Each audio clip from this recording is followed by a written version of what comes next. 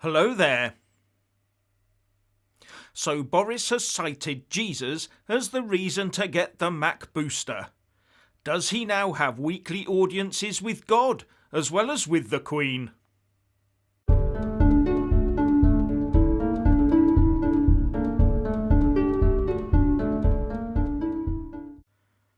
There you have it. Boris Johnson has a direct line to our Lord. Or has he just been taking a leaf out of Justin Welby's Bible? Because both the Prime Minister and the Archbishop of Canterbury are basically saying that Jesus would be taking and pushing the dose right now. All on the basis of loving your neighbour, it seems. Talking about getting the third edition and following in Welby's footsteps, Boris said it was all about being a good neighbour, and that, after all, is the teaching of Jesus Christ, whose birth is at the heart of this enormous festival, that we should love our neighbours as we love ourselves, he said in his Christmas address. Now, I don't know the mind of our Lord, but I can imagine him getting a bit hot under the collar were we to keep all those doses to ourselves and not share them more about the world to those suffering in poverty and who are really deemed at risk, instead of greedily hoarding and sucking them up for ourselves. And I'm also not sure what Jesus would have made of the PPE and test profiteering going on at the moment, nor of the obscene amounts of money flowing through the ranks of the pharmakeia at present. He may well have been turning over certain tables in certain temples right now, as well as remonstrating about chemical patents and the like. And he may well have been more interested in congregations of worshippers in churches rather than segregations of the people based on their medical intervention status. And as to covering his face, who knows? After all, we have to remember this was not someone who went with the flow in order to appease the authorities, was he? No, he was ready to take them on and suffered, for us, the ultimate consequences that man could mete out. His way is about the truth, so making almost direct claims about what he would or wouldn't have done for short-term political reasons is a bit rich, especially coming from Boris Johnson, don't you think? And it's probably just as well that Boris and Justin weren't in the position of trying to use the same argument to push a universal health pass, isn't it?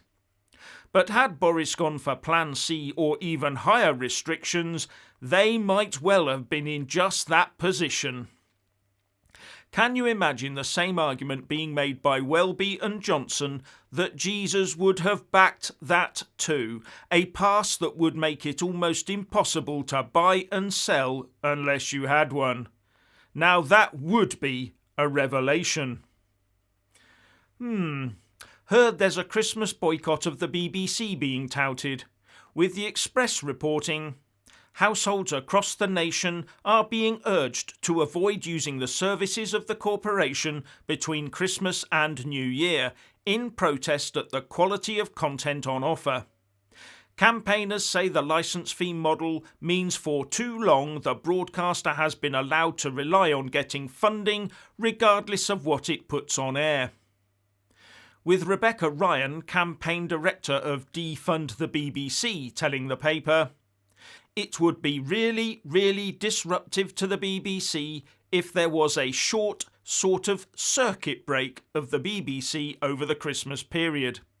Given they don't even have enough respect for the people that fund them to provide original content at this time, it would be very effective." Trouble is, how would not watching the BBC disrupt it? They don't rely on viewing figures for their funding, nor do they rely on good ad revenue. The only thing that will disrupt the BBC is having the right political party in power in the run-up to the renewal of the BBC Royal Charter, which guarantees taxpayer funding and is due to be renewed on the 31st of December 2026. So, what's the point of watching Her Majesty giving her Christmas address to the nation if the press has trailed just about all of it to the country before it's been broadcast? I'm surprised they're not already trailing her 2022 speech. Is there any reason on earth why they can't just wait until she's actually given the address? Well, yes, there is. It's called clickbait and scooping the competition. Sad media profiteering. Next year, it should be recorded in private and transmitted direct from Buckhouse by satellite or something at the appointed hour. Then it would be real news. Well, I went out to get some stuff for Christmas yesterday, and the shelves were all chock full of everything you could possibly want. I'm obviously not frequenting the same establishments as the anti-Brexit crowd who keep claiming their shelves are empty. Until I got to the booze aisle, that is, and that was looking sorely depleted. So I continued my shopping and went back to the wines and spirits shelves 10 or so minutes later to see staff hard at work refilling them, and I helped them empty them again.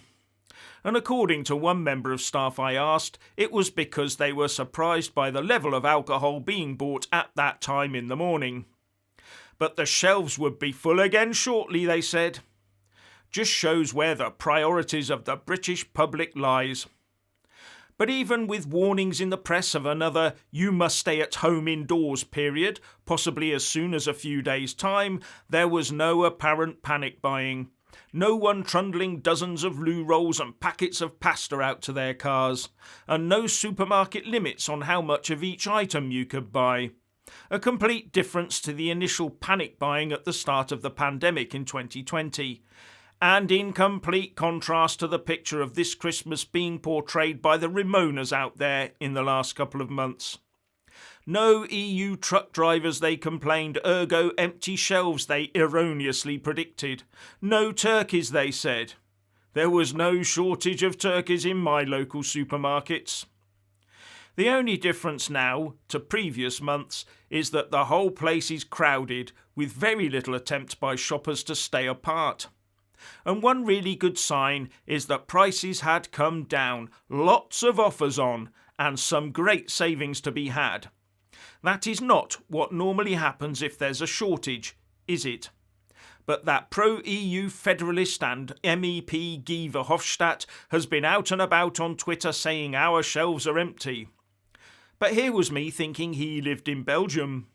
And wasn't it Belgium back in October and November that had some empty shelves for itself and looking for 5,000 truck drivers? Yes, it was.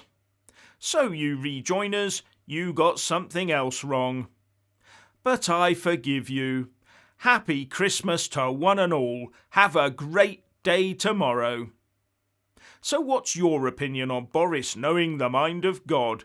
Please like and comment below. Please subscribe and like this video, buy a mug and support me on Patreon or PayPal, and thank you for watching.